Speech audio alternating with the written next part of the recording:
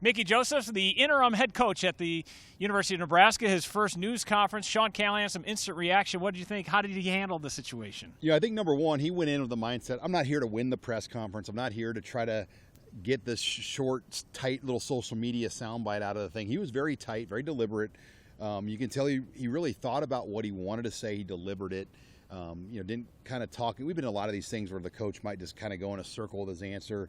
He didn't do that. I mean, he was really, really just right down the middle, kind of we joked, the less is more mentality with how he went about it. Yeah, about 17 minutes Mickey Joseph was at the podium for, but he did announce some changes. What are some of the big things? I think the biggest change is the Sunday to Monday thing.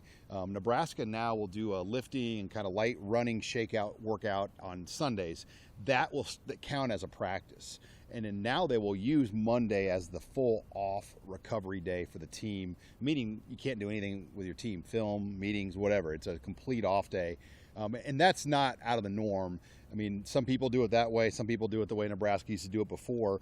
Bill Callahan was a take Monday off guy back in his time at Nebraska for a couple of the years he was here. So that's a change. I don't know if that changes like the news conference now. We may not have those on Mondays going. We don't know that yet, but it will be interesting. And then the other big change was on the defensive staff. Eric Chenander will manage the safeties. Travis Fisher will coach corners and then the nickels. Chenander used to do the nickels, but I think the thought was, hey, let's have one guy individually coach the back and let's have another guy coach the corners.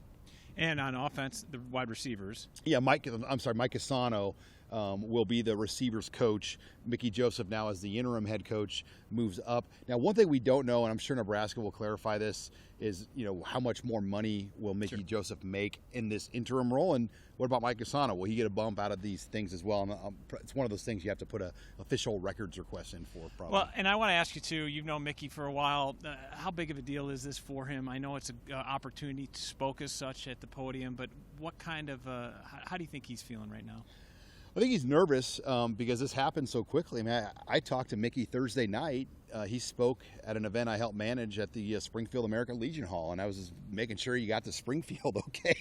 Right. It's crazy to think on Sunday he's the head coach of Nebraska now. So, I mean, I can't imagine his household, his family, just how quickly this all came. And, in a situation that nobody really wanted to happen. I mean, he loved Scott Frost and worked for Coach Frost, and to have to step into that so quickly on a Sunday. And, he came in the office probably not knowing what was going to happen that day. Yeah, it was kind of a tough deal. Mickey Joseph has been at Metro football games on those last 2 Thursday nights as well, so I'm sure that's going to change here in the interim and as soon as he gets his feet underneath him. Finally, as we move forward, what do you think this football team, how different will it look under Mickey Joseph?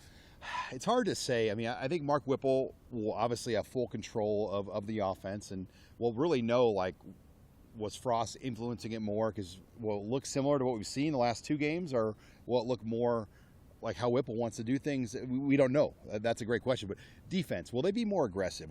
They're going to tackle more in practice. I think, as we know, the defense has just kind of lost that edge.